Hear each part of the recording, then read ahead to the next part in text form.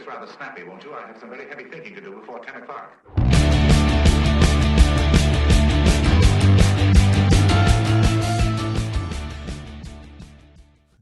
Hey, good morning, everybody. This is Terry. This is Trey. I'm Trey. Yeah, and this is Get It Right Texoma with the trio. That's the two of us. And, of course, we got Mike up here, Right always here. there. And so we're here, and it's every Friday morning. Yep, we go live every Friday morning on Facebook and YouTube. And usually we have a guest. This morning guest is Josiah Botts with Downtown Royalty. It's a local band who've been very popular in this area, and they've gotten some national exposure now. Oh, I thought that was like our Downtown Kings or something, because Yeah, it's Kings protests, there you all go, that yeah, stuff. now. No more Kings. So okay. it's not just politics and this and that. We have current events. I mean, we do mix it up. I mean, we've had Dwayne from the theater here, and then we've had people in the hospital world or the private world and that sort of thing. So, we do mix it up here. It's not just the politicians. Right, and so here in about half an hour, he should join us. And, That's right. We do a live swap, man. We just do it.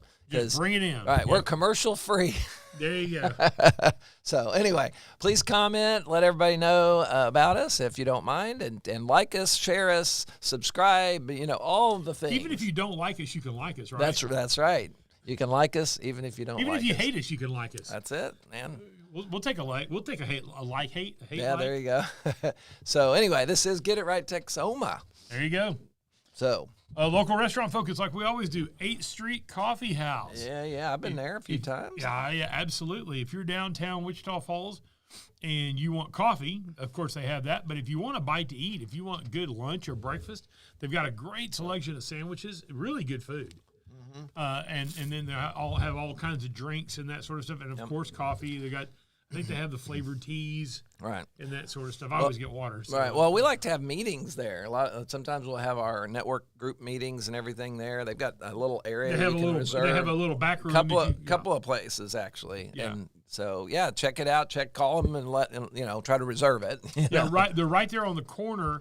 Now, it's interesting. It was a bank. Right. The last thing it was the Fidelity Bank building. Right. But it's a glass door or glass front, I guess you should say. There's a picture of some of the food they have. Right. I was seeing if they had any photos of the outside, but they just had photos of the glass from the inside. Right. So, well, yeah, somewhere I'm sure that. Yeah. But here we go. Yeah, there we go. We got. It's on the corner of 8th and. Well, that's obviously not today. No. It's 8th, right across from the Hamilton building. Yeah. 8th and right. It's 8th and Austin. Anyhow, or Lamar, one of them. Anyhow, get on 8th Street and go that direct. Go. Get your phone out and search. If you turn on Scott Street and go on 8th Street, you'll find it. Yeah. So anyhow, but it's a great place. They've got good food, nice people. Right. Like Terry said, a great meeting place. It's right in the heart of downtown, Wichita Falls. Very walkable if you work downtown or are downtown or at the chamber or any sort of meeting that you have. If you have any meetings or anything downtown, 8th Street Coffee House is a great place to go get you're not going to get a huge heavy meal. No. And you're good, but you're going to get a nice light lunch there. And like I said, it's real. I go there occasionally. It's good. Right. So I like to visit. I go work at I've worked there before when I was downtown already. I was like, I'm going to go grab a coffee, and that's the price of admission. I think is got to get a coffee. You can't just sit there and work. Yeah. Don't just sit there and work. At least get a coffee and sit down. It's comfortable. It's and it's busy and bustling, but it's not like overly loud or anything. To me, I can work in there. Of course, get your AirPods or whatever and turn on. So you stick those dang things in your ear. You can't. Yeah, you can. You can have a nuclear noise bomb canceling going off outside. You're not even aware of it. So, but they're nice folks. They're local. The whole bit. That's part of it. Now, this is their second location. Right, they were up the street on 8th Street before. Right, that's right. They over like on 8th and Ohio, I believe, before. Right. So they're still on 8th Street. Right, interesting. They just went down the road. Well, it's a better location. I mean, that place was an older building it had some windows, but this is a neat, cool building. Right. I don't know if it was originally a bank, but like I said, I do know that it's been a bank for a long time because my dad used to bank at whatever bank was there before Fidelity Bank. Yeah, well, they transformed it. So there you go. All right, well, cool. Well, then go visit them, 8th Street Coffee House. They're open. Let's see, what do we got here? I think they usually have their No, maybe not on the all. Anyway, they're open right now. They're early. They're a coffee shop. Yeah, right. So I don't think they're open in the evenings. I know. Actually, I do know. No, that's 7:30 actually. So okay, they open 7:30 except on 2. Sundays. Okay. Yeah, till 2. They're not open in the. They're basically open for breakfast and lunch. Right. There you go. All And right. brunch. Cool. Yep. All right. What's coming Local up happenings. The Wichita Falls RC Air Park. We've talked about this, and we're not going to talk about it again because it's going to happen a week from today. Renaming ceremony will be May 6th at 11:30. I know 11 o'clock, but they've changed it. Okay. 11:30 at Lake Wichita Park. Okay. Some people used to know it as JC Park, or maybe JC Park is part of it, but it's a place for these guys who've gone out and flown remote control RC airplanes for years. And my business partner Eddie Hill, that's what he does. That's his hobby now. And of course, Eddie was very famous for drag racing and did all that sort of stuff. And the city has honored him with an Eddie Hill Day, but now they're also honoring him to name a park after him. All right, he'll be there to sign autographs. Yep, he'll be 11 to 2. Or 11:30. Hang on. No, Oh, two that's different different. things. Those two different things. Okay. Well, that's all. He'll be there. No, then the next thing we have the next day Okay. is on Saturday. We have the 60th anniversary of Eddie Hill's Fun Cycles and Eddie's 90th birthday. Ah. So his 90th birthday is the 6th, the day that he's going to the renaming. But the next day we'll have the celebration at Eddie Hill's Fun Cycles and of Eddie's birthday. He'll be there from 11 to 2 to sign autographs at Eddie Hill's Fun Cycles, 401 North Scott, downtown Wichita Falls since 1966. Any speed demos? Probably not. No. Oh man. The car and the boat are there, but they're hung on the wall. Well, hey, I could probably do something. Yeah. What we want is fake. There we go. Well, it's simulation. So yeah, there fake. you go. All right. Yeah. It's as cool as watching professional wrestling when you're grown. Anyhow, I will talk about the rope starters next time. I mean, okay. I took it off. Well, we got a little ways. Yeah. We got a little ways. Yeah, we don't want right. to wear it out. So, you're going to review the State of the Union. State of the Union. I'm gonna tell you, and we've been doing this a long time. I'm a pretty black and white guy. I will call balls and strikes.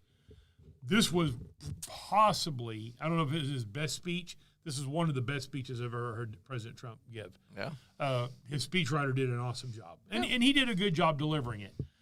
It was pretty interesting because it was political. Obviously, a State of the Union is. He's going to talk about wins, what's going on. Probably leaned a little heavy into that for my taste. Talked about some policies and things like that. He caught the Democrats in some traps. They were sitting on their hands. They did. Now, to be fair, they didn't sit on their hands all the time, but there were a few guests that came up. It's like, why aren't you guys up there clapping? Right. So here's the list of the guests. The men's hockey team that just won the gold cup, the gold medal. Erica Kirk, former wife of Charlie Kirk, or widow. Parents of the National Guard member Sarah Beckstrom, who was fatally shot when she was on guard duty in D.C. Catherine Rayner, lady who has been trying to get fertility drugs, and now with the new Trump RX is going to pay a lot less for her fertility drugs. Megan Menhauser, a Pennsylvania mom who homeschooled 2 kids and works as a waitress in the evening. And what they talked about was the impact of no tax on tax, right. No tax on tips, and also her husband I think works as a factory worker, and they're going to save quite a bit of money. These are feel good stories. I mean, Delia Coleman, who's a little girl who's 7, who was seriously injured in California car accident. She's alive, but an illegal ran over her, migrant trucker, and it was a big truck. California's giving these people, illegal aliens, driver's licenses, commercial driver's licenses. Come on. That's, first off, they're illegal, number one. Right. But number 2, you don't know whether they can read signs or write or anything. Well, do they have English. And they're required? I would assume CDL, all that.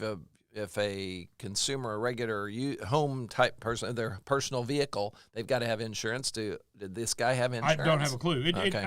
My point is that California. Driver's license. Right. I'm just saying, there's all those factors that play exactly. into that. Sage Blair, a young woman who separated from her parents at 14 years old after school officials attempt to secretly transition her to a male. Oh. In other words, she was showing signs of kind of getting on this bandwagon for transitioning, and school officials allowed and did not tell her parents. And so then I believe she ran. I didn't. If I remember correctly, she ran away. She ended up in Maryland, I believe. Yeah, she's from somewhere up in the Northeast. Ended up in Maryland, and I believe that if I heard this correctly, a Maryland judge refused to give her back to her parents because her parents would not proclaim that she was a male.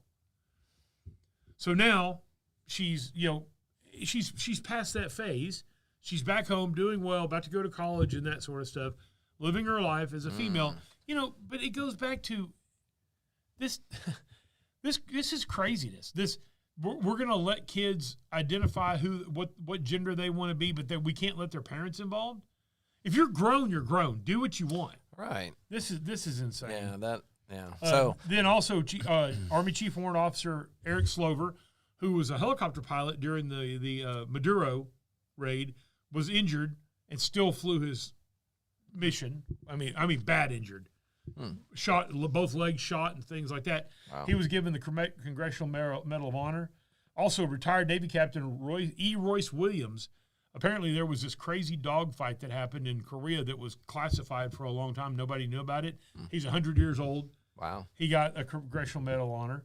The Legion of Merit Award went to Scott Ruskin, who's a Coast Guard swimmer who rescued 164 girls from the Camp Mystic in Texas.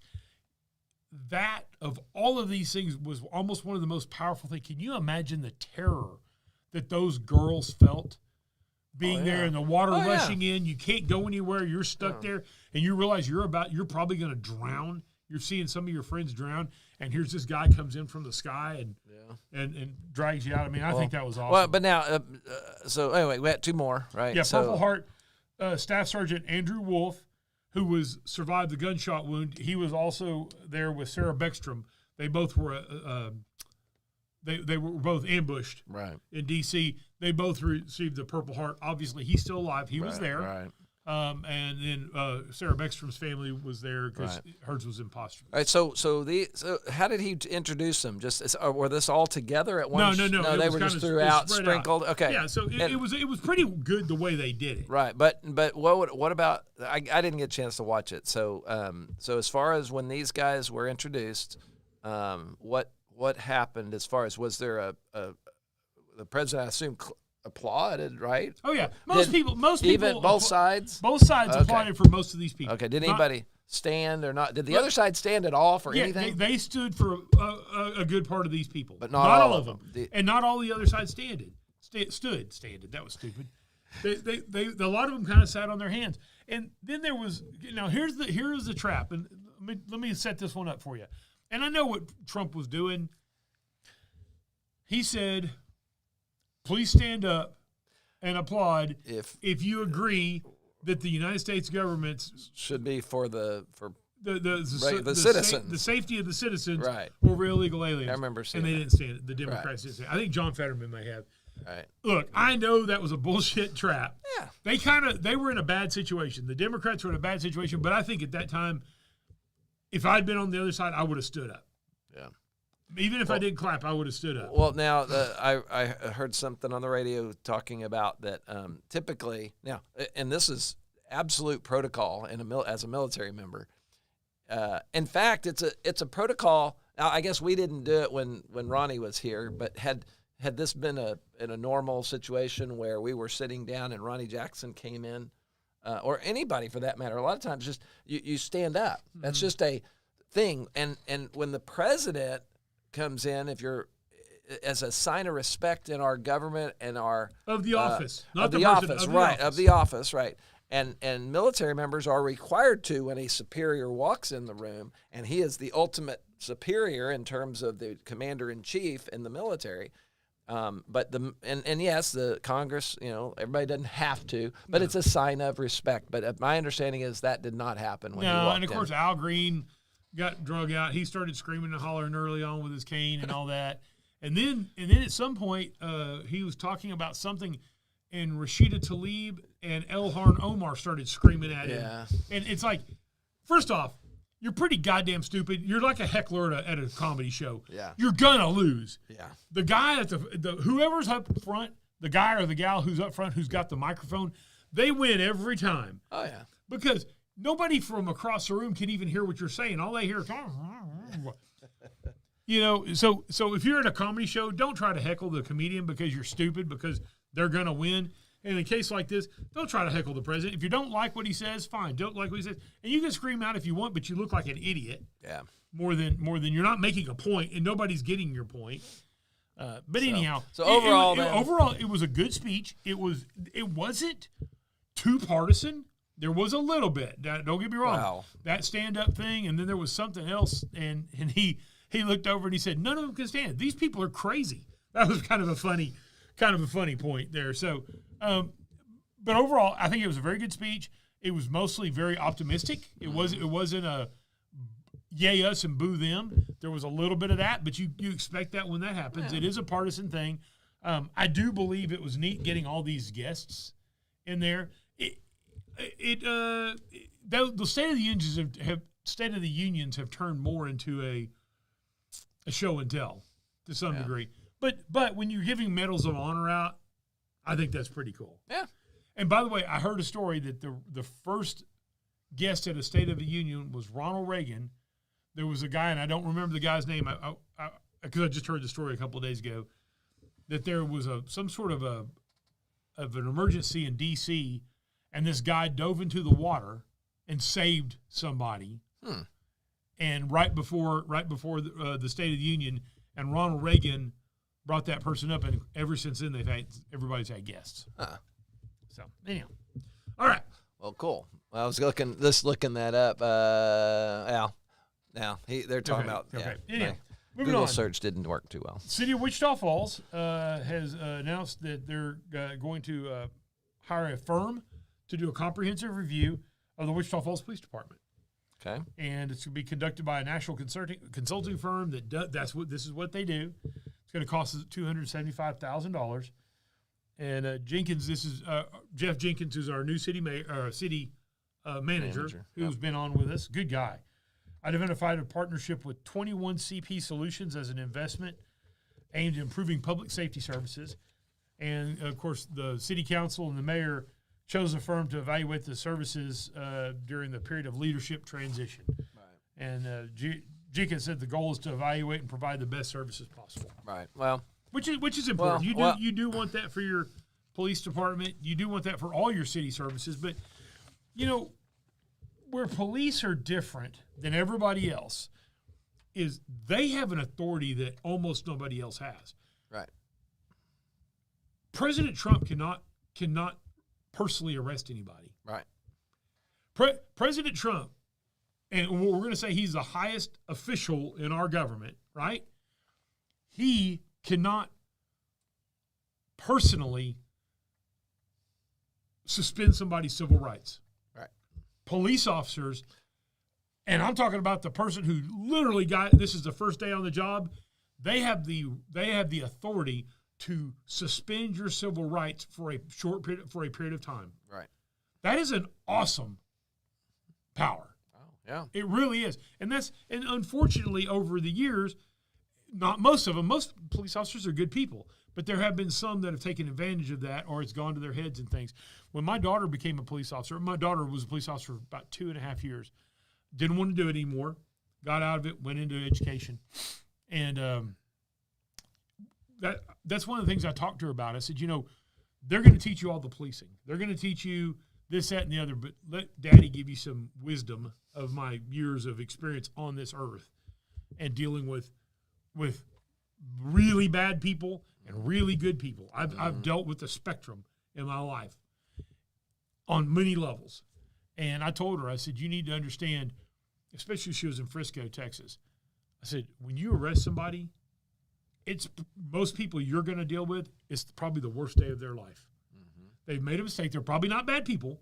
Right. They've made a mistake. Because you're probably going to do more DUIs than probably anything. Or something. Yeah.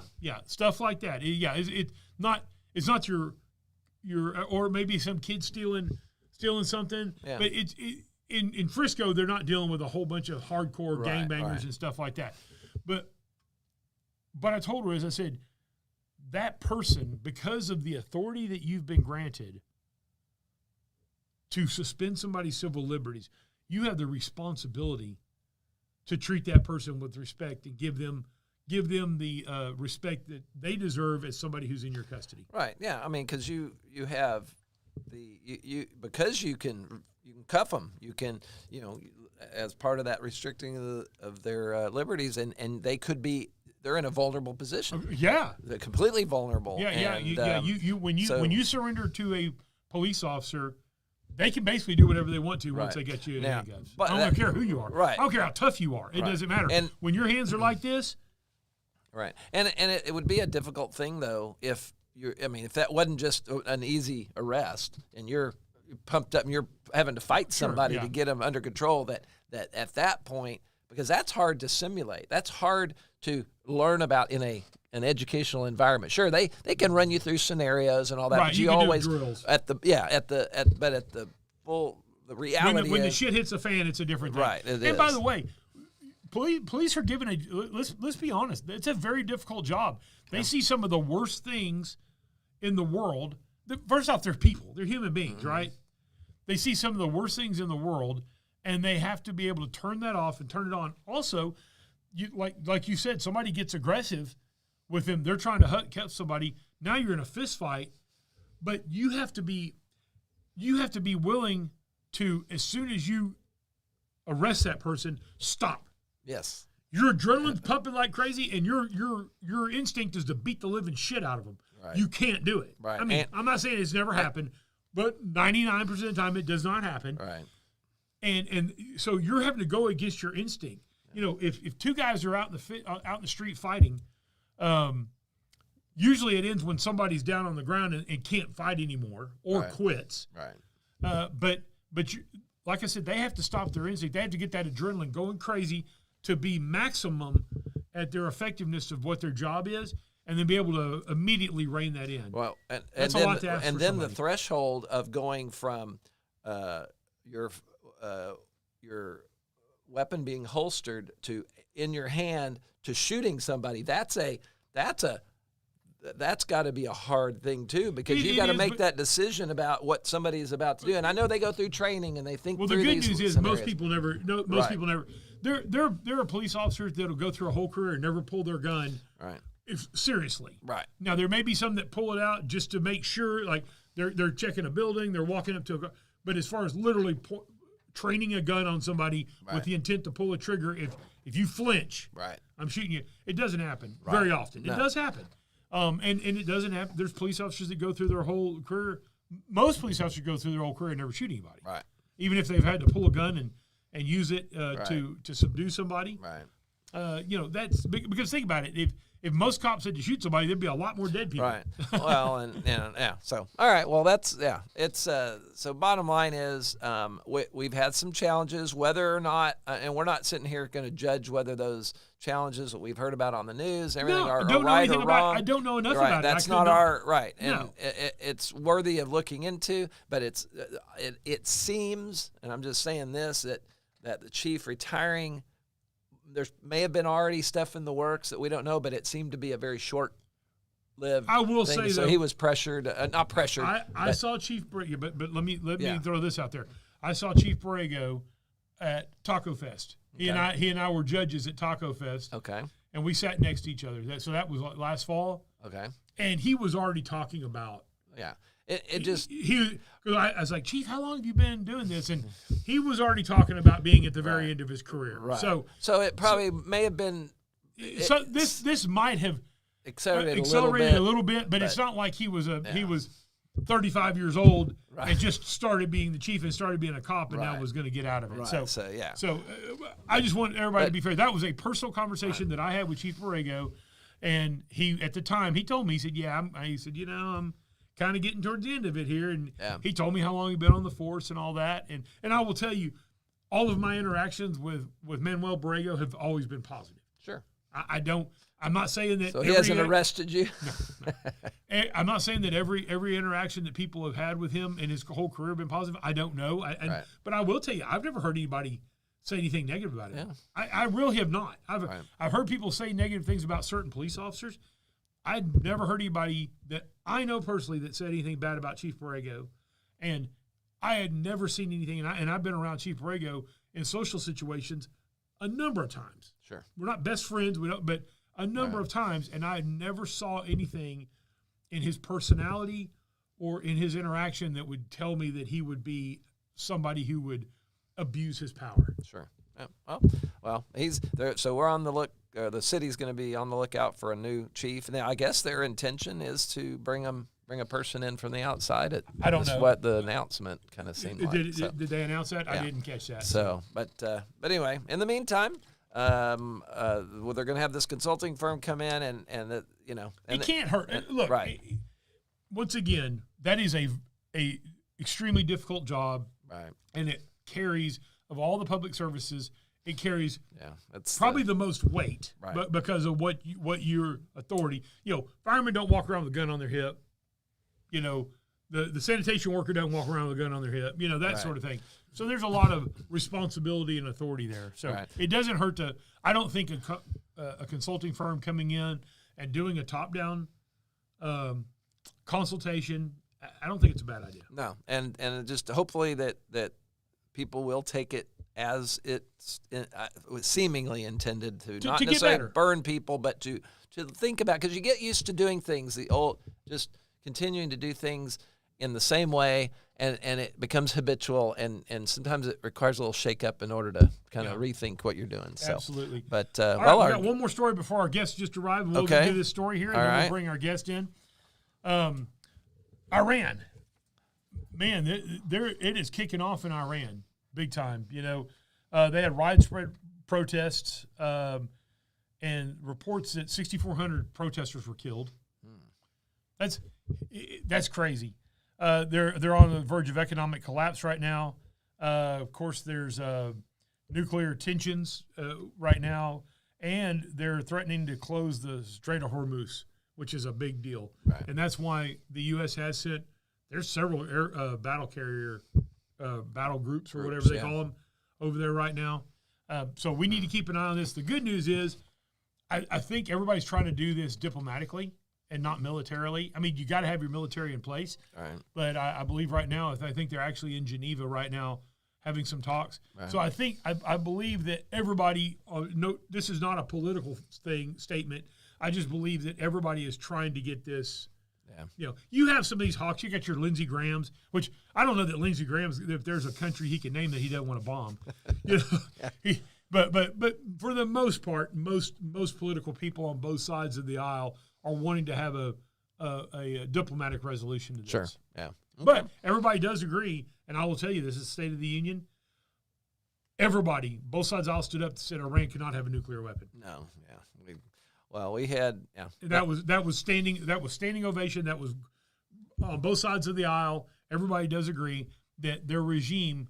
I'll be honest with you. I still got a little bit of a burr under my saddle because I was a kid when they took our people hostage. Oh yeah, for the and I can remember being a 8-year-old kid wanting to go kick somebody's ass in Iran because they had they took our people hostage. Yep, 50-something hostages. Yeah. And by the way, there's a great movie called Argo. There was 7 people I saw that. That got out before when it kicked off.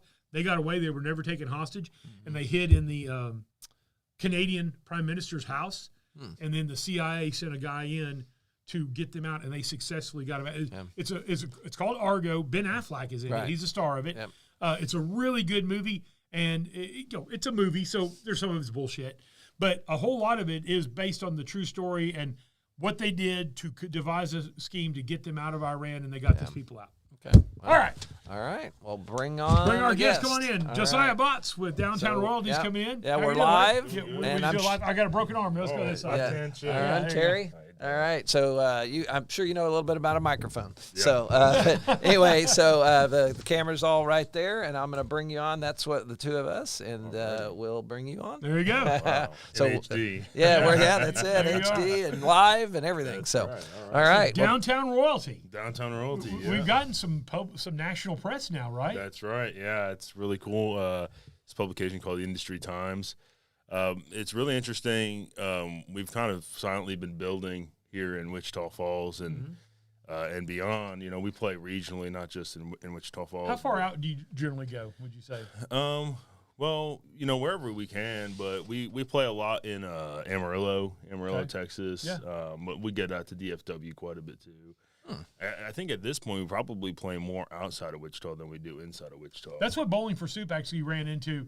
They started here and they played a lot of local clubs, and they're probably the most famous band to ever come out of Wichita Falls. Yeah, for sure. And but they got out, and then they got to be very regional, and they got really popular in the Dallas-Fort Worth area, and actually in England. Yeah, they got very popular over in England. Yeah, we're actually pretty popular in Germany. Believe it or not. Isn't that crazy? Well, we had the national publication, but we also had an international publication. German publication just did a write-up on us as well, which is always cool to see, like, your band get written up in the language. You're like, oh, I guess I'm going to have to press the translate button for this one. You know what I mean? It's pretty, There's actually a fun fact.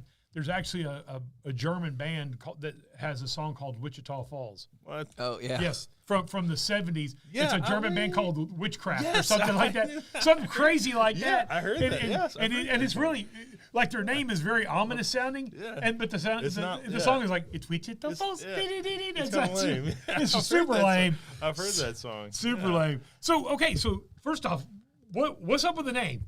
How did that start? Downtown Royalty. So Downtown Royalty's been around for about 10 years here in Wichita Falls. I think it was kind of like a conglomeration of like two things. One, all of the guys in the band love downtown Wichita Falls. We love Wichita Falls in general, but you know, so downtown kind of comes from that, and then Royalty is just kind of play on the fact that, you know, we're all royal in some aspect, you know. We're all sovereign citizens, if you will. Yeah, just don't use that when tax time comes. Yeah. Wesley Snipes got caught up on that. He sure did. Yeah. But, you know, so we, you know, as we're going forward, it kind of takes its own shape. It kind of takes its own path, and it just kind of becomes something pretty special. And how it looks familiar there. Yeah, you can buy it online. You can. Buy it. All right, so well, I don't know how much it is. Yeah, $24.90 something. Yeah, and there's the group. There's the scroll up. There's the band members. Mm-hmm. Scroll up. The other way. The other up. This there you one, go. There. So okay. So tell us who all's in the band and what does everybody do here? Yep. So I'm the handsome man in the middle. Yeah. With all the tattoos. I play drums. Yep. And then Files Little on the right with the other hat on. He plays bass guitar. Bass, yep. Michael Cately is the lead vocalist and plays guitar. And then Mark Forehand on the far left also plays guitar and also sings. Right. In fact, one of my favorite songs that we ever wrote or have is a song called Mark's Song, and it's just kind of an acoustic track, and it's off of our Homemade Bad album. But it's fantastic. And is he doing the vocals on that one instead of Lee? Yep. So he's the Nancy Wilson, if you would say, because that's every once in a while Nancy Wilson would sing a song, and Richie Sambora would sing a song with Bon Jovi occasionally. Yeah. So I've been around the block a little bit on the music thing here. So I've seen you guys. You guys really are good. You put on a good show. Thank you. You really got good music. My favorite song I think that y'all have is Texas Whiskey. Texas Whiskey. Yeah, it's not even released. It's really smooth. Well, I saw it. You have it's on the. I didn't see that one in person or hear it in person. I don't think, but I did see it when y'all played the Iron Horse one time on the video and that. But I do have a question. What's up? Okay, so there's a song, and I don't know what song it is. But are the words, that I miss this, she's good looking, she's stupid fly? Do y'all say that in that song? Okay. So. Okay. Well, that used to be a term way back in the day. She's extra funky stupid fly. But use that one next time. Yeah. Michael, if you're watching, take notes. Yeah. So who does, y'all all write, or who all does the writing? So it's a really interesting method. Michael, he kind of comes to us, and he's got such a funky sound to him, such a soulful sound, and basically he'll come in and he'll have like a lick or maybe a verse and a chorus, and then we'll kind of go from there, and we'll, I'll look at it from like a dynamic perspective. How can we increase this and bring it down and make our peaks and valleys and this and that, and then, we'll go from there and we'll work on lyrics and stuff like that and really try to define what is our signature sound going to be for this, or, are we overproducing this? Sometimes we don't need to make a wheel a square, let's just you let want it it be raw. a wheel, be a wheel, Yeah, so, I want to be a little raw. yeah, so that's kind of the method. We've got a studio here in town, and so every time we get together, we'll practice, we'll cut the track, and then we'll listen back, and then take it home, and we'll all take notes, and then we'll come in the next week, and it's just refining it, just. Well, yeah, because like sitting down, if you're writing an email, sometimes it's better to let it settle and then come back. If it's an important email or any sort of writing, you do the same thing. Yeah, so. or you'll get locked in this mode where you're just like, this is ripping, this is awesome, and then you listen back and you're like, there's like 4 things I don't like. Yeah. This wasn't as cool as I thought it was. Right. Well, It's almost like doing improv. There's a lot of times you sit up there and like if you're doing names from a hat or something that's a one-liner thing, there's plenty times I go, oh, this is hilarious, and say it and go, shit, that didn't sound good. Yeah, exactly. But in your mind, it was hilarious. Yeah, exactly. So I'm a nerd, an IT guy. So what do y'all use on your equipment? What all is your studio, your computers and all that? What do y'all? Yeah, so we've got a Mac that we drive most of our recording gear off of. We have a PreSonus Live. We actually have a really cool studio setup because we've got 2 sides. We've got the playing side and the listening side, and you can sit on the listening side and listen to the playing side at the same time. And we use a PreSonus Studio Live 32, Cool. and then whole litany of cool microphones. Yeah, one of those mixers that's about that big. Yeah, it's like this. Yeah, it's a big Yeah. visual mixer. So a little bigger than our Roadcaster. Yeah, Okay. yeah. Okay, So- so a little bit of background. Where did everybody come from? So Michael, he's lived here for a while, but I believe he's from Rockport, Texas. He's a Texas guy. Okay. Rockwall. Rockwall, the Dallas Texas. area. Yeah, Rockwall. Mark is from Austin, but he's lived here for a long time too. Files, born and raised right here in Wichita Falls, and I'm from Chicago. Oh, okay. How'd you end up here? Yeah, so my dad is a pastor here in town at Colonial, and Okay. him and my little brother was in high school at the time, moved here with my mom. That's where I know the last name. Because did your brother work at Colonial? He Yeah. did, yeah. Okay. That's I figured age-wise. I figured. What's so his name? Steven. So Steven. my older That's it. brother. My older brother worked at Colonial, and him and his wife moved here. Okay. And then I was still living in Chicago, and they're like, "You gonna move down here?" And I was like, "No, hell no." And then I ended up moving here, and then they all moved away. And No, so you're the only boss around. You're the last bot standing. the last Mohicans. People will run into me, and they'd be like, "I thought you moved with your parents." I'm like, "Dude, I've lived here for 13 years." I was just saying. So how old were you when you moved to Wichita Falls from Chicago? 20. Yeah, pretty good culture shock. Yeah, big time. Yeah, for sure. Yeah, it was definitely different for a whole litany of reasons. One of them is, the food in Chicago is so good. And I got here, and it's not knocking Mexican food in Texas, but Tex-Mex is just really different. Yeah. Oh, than I what love was it. used to. See, I like it better than ever. I've had Mexican food all over the world. I like Tex-Mex much better. I've become accustomed to Tex-Mex, but when I moved here, it was a complete Oh, it is. that is not what I'm used to eating. You know what I mean? It's a completely that is true. There is no doubt. We have our own flavor. Yeah. Tex-Mex does have its own flavor. And So then the people in Texas, they're either one of two things. They're either genuinely really nice, or I think sometimes they're afraid of confrontation, so they'll just be nice. But in Chicago, it's just different. I think people come off as rude a lot of the time, but honestly, they're just being really direct. And then when you get to know them, then it's like, oh, they're just kind of a jerk. course, some of it's big city too. Yeah, that's true. Some. I mean, you go to Houston. Yeah, that's true. There's a little. I think there's not as much. I think in the South, there is a little bit more of an air of just, hey, your mama raised you this way, do this. And where you go up in the North, I mean, I've traveled all over the country, and you go up in the North, and you do have a little bit more of a directness and stuff. But I also think that that's exacerberated by large cities. Yeah, that's true. Well, Dallas versus Fort Worth, it's famously, completely different. Yeah, way different attitude. I grew up in Fort Worth, so, and of course, in Houston, and then there's Austin. So, well, it's like I tell people all the time, you don't realize in Texas, it really kind of is a division. I mean, we're kind of west. So there's rednecks, there's rednecks and there's redneck hillbillies.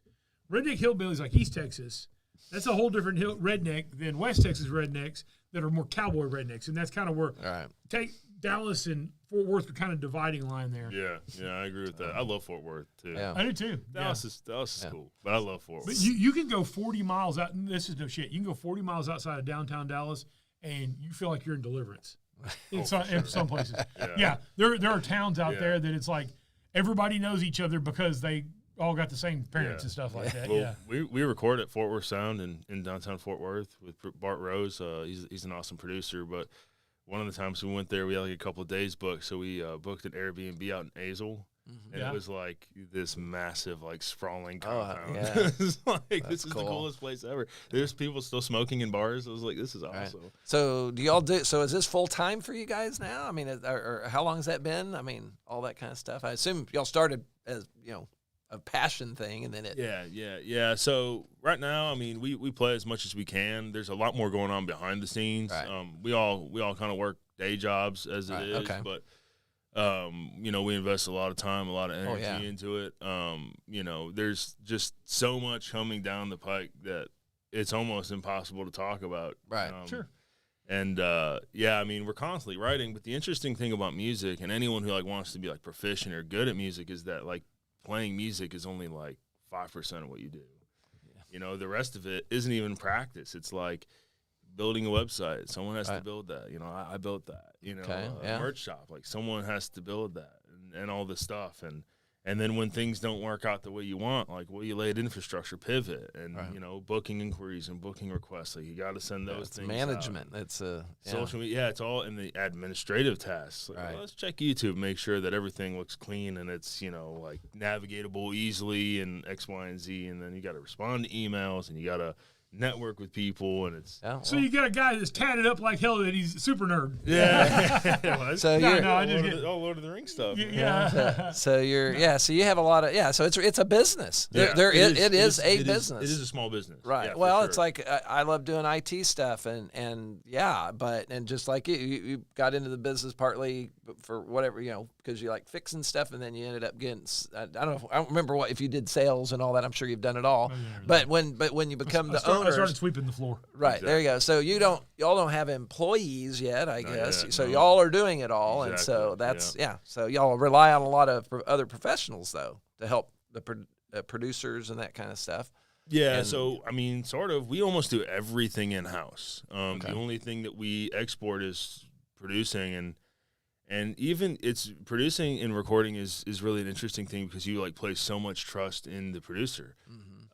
Because like when you get there, you have this like lump of coal, you know what I mean? And you think it's the greatest thing, and then certain producers have just like a really good ear, and they'll hear something, and then like it's like a rabbit hole they spiral down. It's like, what if we did this? What if we did this? And you're like, let's try it. And I was like, that was kind of cool. Right. Or some things at the time, I'm like, I hated that. I thought that was so stupid. And then it turns out sick. So. Yeah, one of the cool things that I've run across is that, and I don't know the name of this guy, but he's on Facebook and YouTube or whatever, and he comes up and he breaks apart all the pieces for all these songs that we grew up with and stuff that I grew up with, but it's cool. Yeah. Yeah, he's not that old.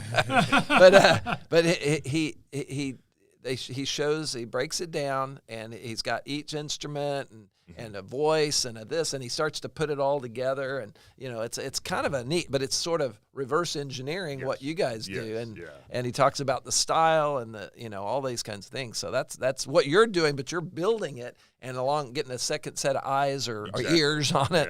And or like we record these practices, and then we'll export it and send it, and we can all listen to it. And like I'll get home and show my wife a track and be like, "This is a hit," and she'll be like, "I just don't hear it." Really? Yeah. And I'm like, just trust me. It's so subjective, but it's like food, like having a restaurant. It's so subjective. Yeah. Right. It's everything's based on tastes and this and that. And my wife and I absolutely have. We both like some country music, but other than that, she grew up listening to pop and shit like that, and I grew up listening to hair bands. Yeah. So it's our musical tastes are so different. And mine's crazy. If you get into my playlists and stuff like that, you'll find hip hop, country, Western, old Western music, lots of rock, heavy metal, all kinds of stuff. So, all right. But y'all do videos? Y'all, Yeah. Okay.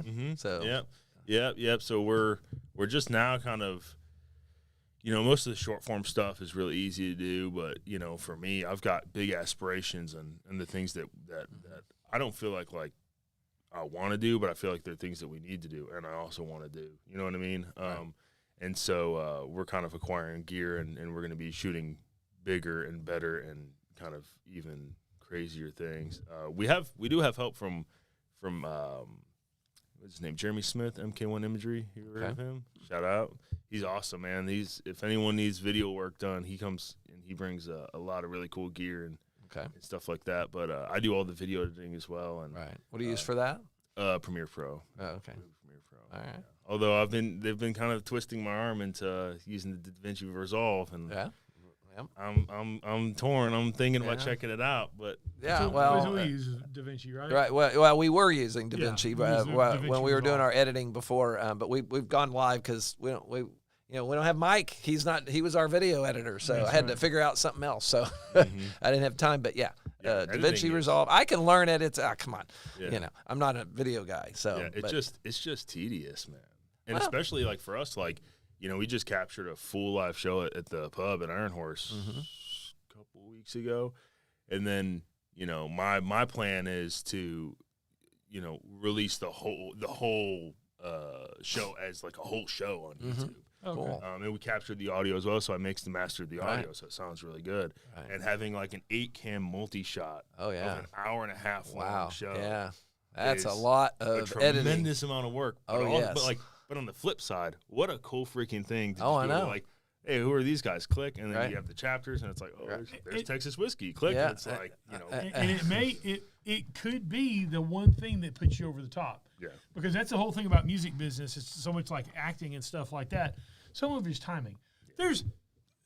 I guarantee you, there's singers, there's bands out there that are way better than anybody you've ever listened to, just about. Yeah. But they didn't hit and you'll never hear of them. Yeah. And because they didn't hit it at the right time. Or there's how many studio musicians are some of the best musicians in the world are studio guys because they just didn't have that break. They didn't hit it at the right time. So I guess that is one of the hardest things to navigate when to strike. When to strike. Right. But now but see today though, you guys are doing think about 40 years ago. Oh yeah, it's way easier now. Right, not because easier, but more accessible now. Right, because the equipment cost that what was $1 million studio, you can have it you can actually do good enough work to get your start, and then as you grow and you get more, then you can go into the studios that rent them. It's and an all interesting that. thing because it's a little bit of like a two-edged sword. The barrier for entry is so much lower, but at the same time, there's more people. Exactly. Yeah. So you have more competition. You have 60,000 songs a day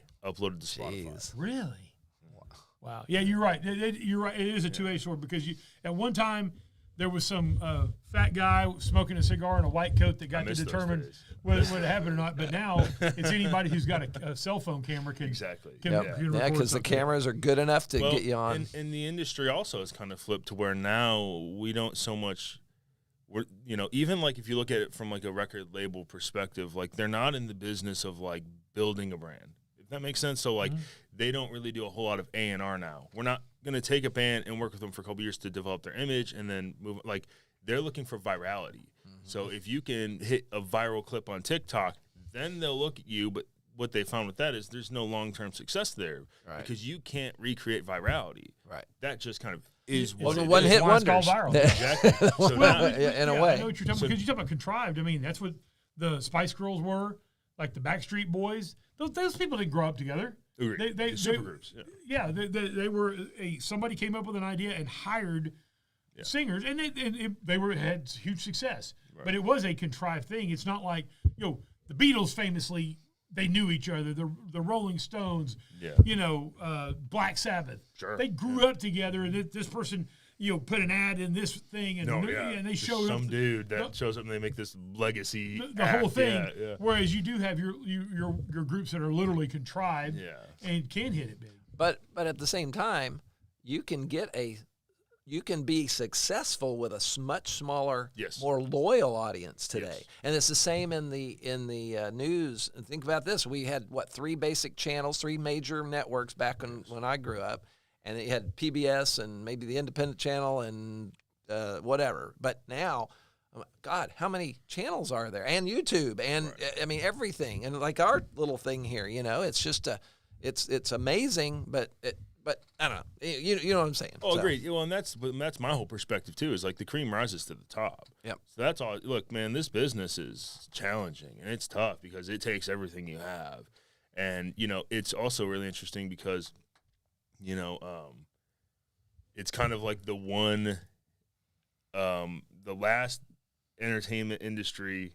I would say it's the last industry where most of the people think that they can get by putting the least amount of money in. Does that make sense? Oh, yeah. So I use this as an example for the guys because we have like a lot of business talks, and like one of them is this: like in Hollywood, they have the same promotion budget as they do what they spent on production.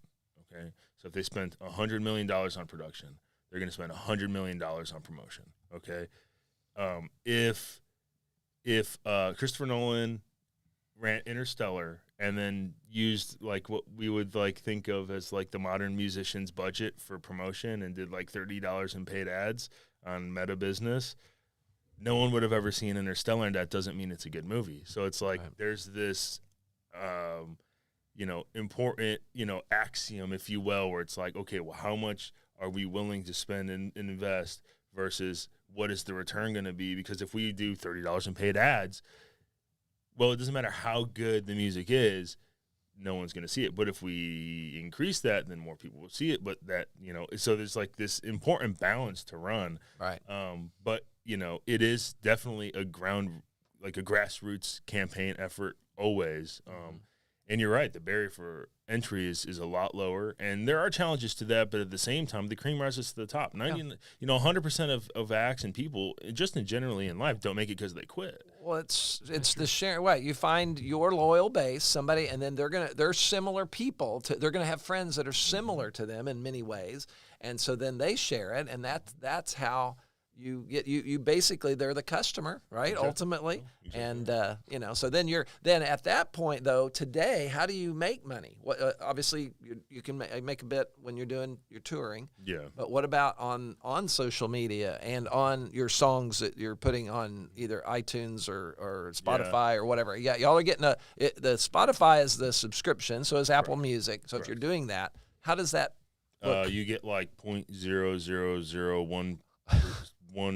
So it's like 0.0001 cent per stream. So it's a thousandth of a cent. Yeah, basically. something like that. Yeah. So like I think over the last year we had 120,000 streams, and I think we made like $200.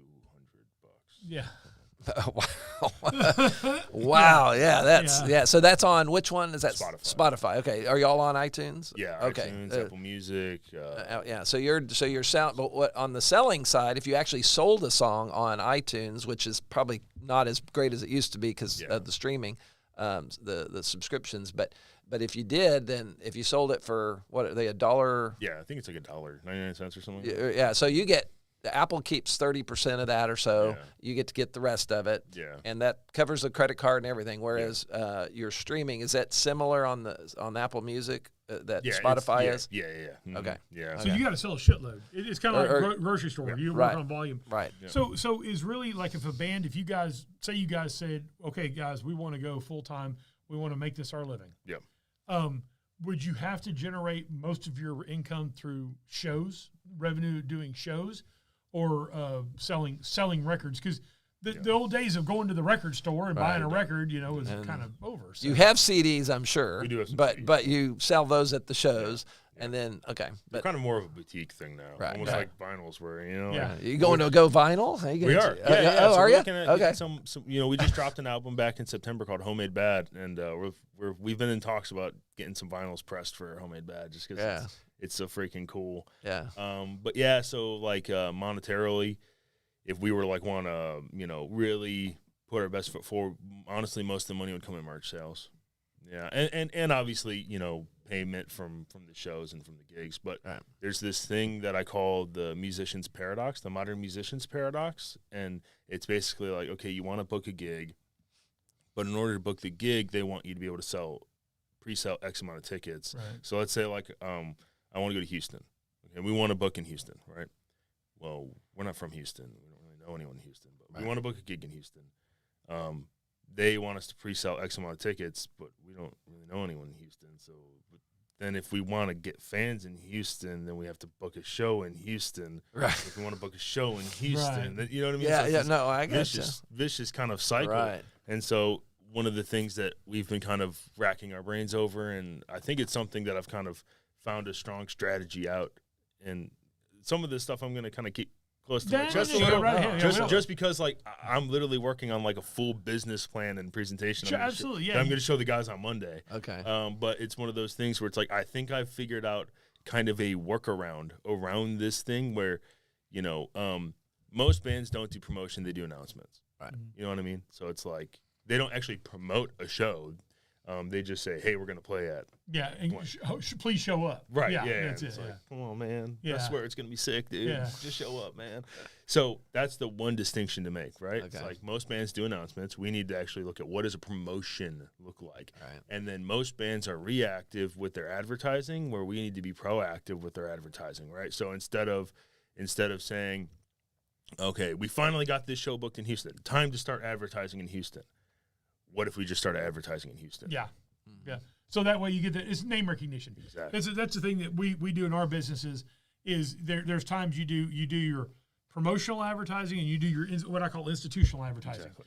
And it's basically you got your name out there. So that way if somebody's decides they want to buy a side-by-side or a motorcycle, Right. I want them to think Eddie Hill's Fun Cycles Right. because they've heard Eddie Hill's Fun Cycles over the years since 1966, blah, blah, blah. And so, yeah, that makes a lot of sense. Well, here's something. Just I don't know if anything you could learn from this, and it's way different. But my wife and I just went to this last weekend or the weekend before. We went to Arlington. Went to Arlington Music Hall and saw this artist called Harriet.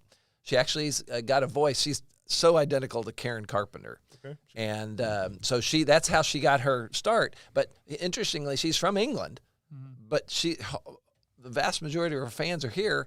And somehow she's on tour and everything. You could tell it was a small operation for her.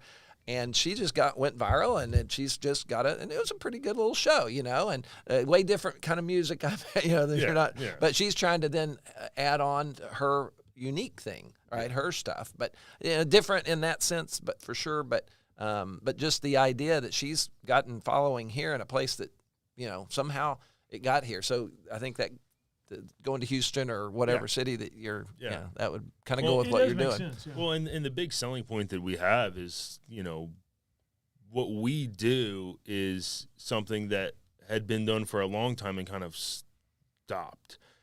We write real original music.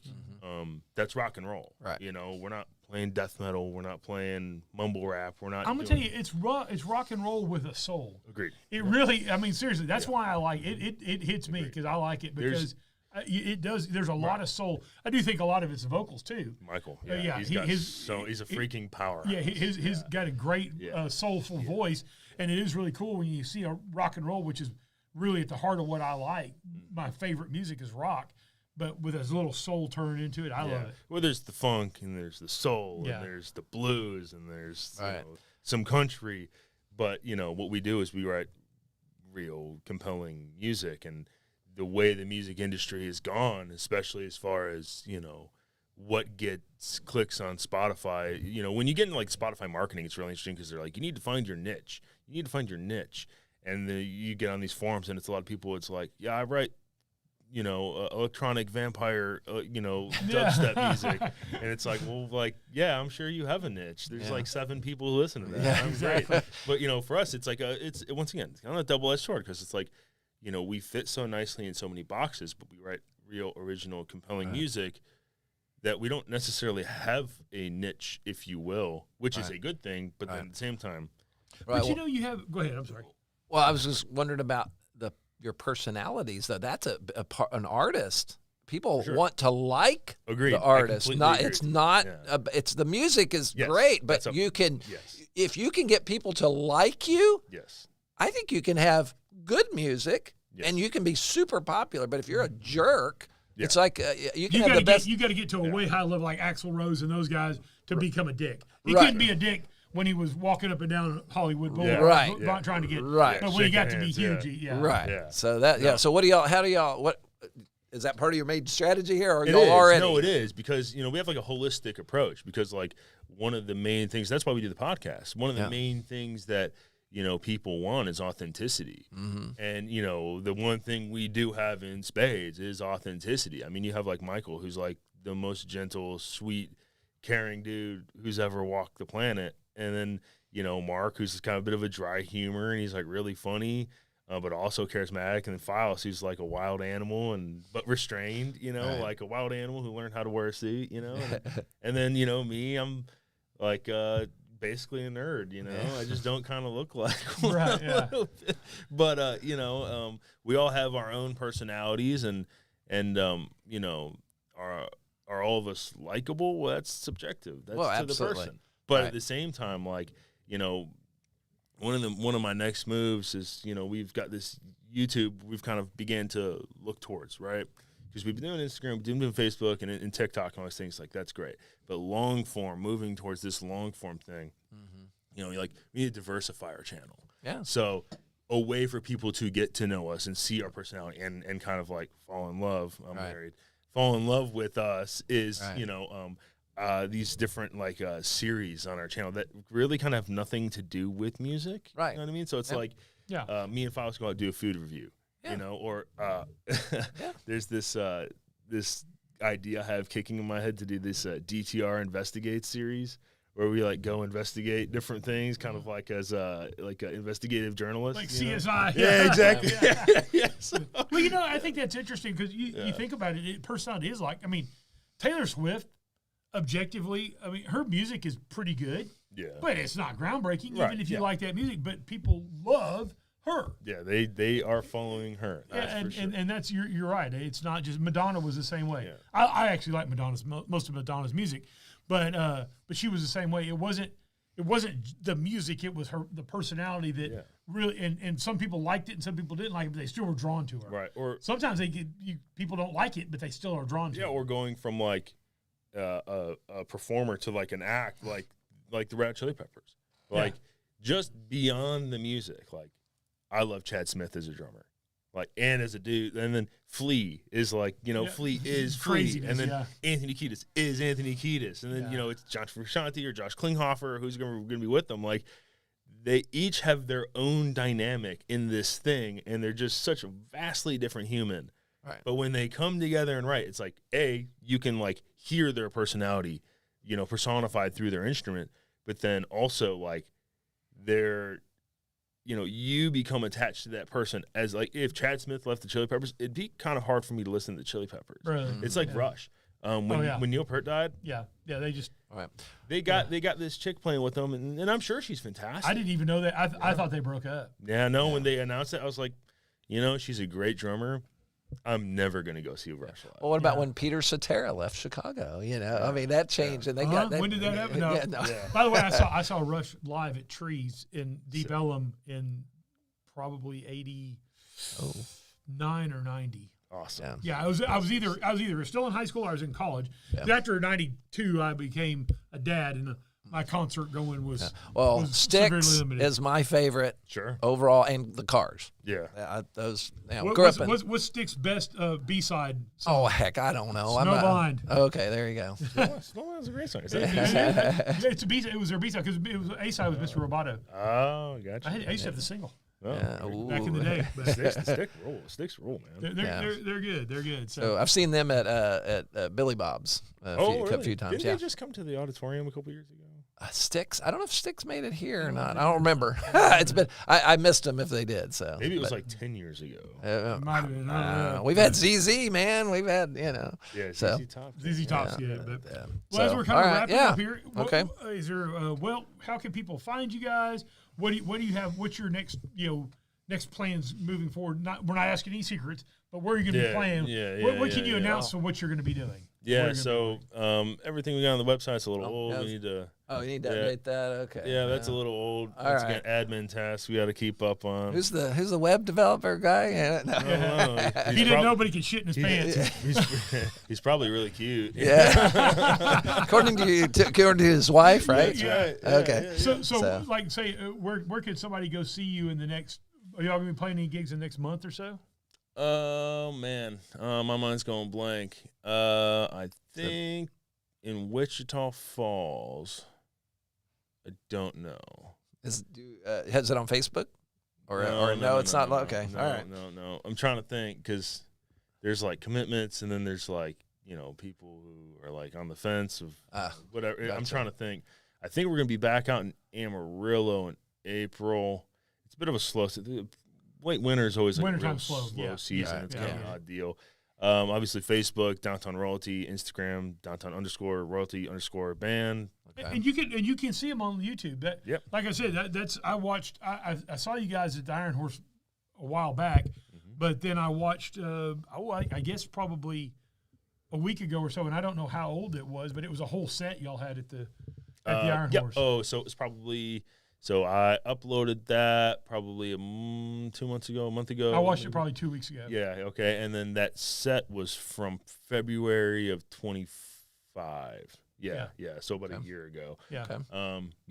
So that was just like the single cam one. From the side there. Yep. Looked like you were sitting kind of in the. If you were a viewer, you'd been sitting in the front row, but not in the middle. Yeah, exactly. You're kind of exactly. on the side there. Yep. And it's always interesting. See, I ain't bullshitting that I watched it, obviously. It's always interesting, too, because you have, like, technological failures. So, like on that instance, like, several cameras failed, and we only just literally got one angle. It's like, rats. Yeah. We're still going to do but something. it was good.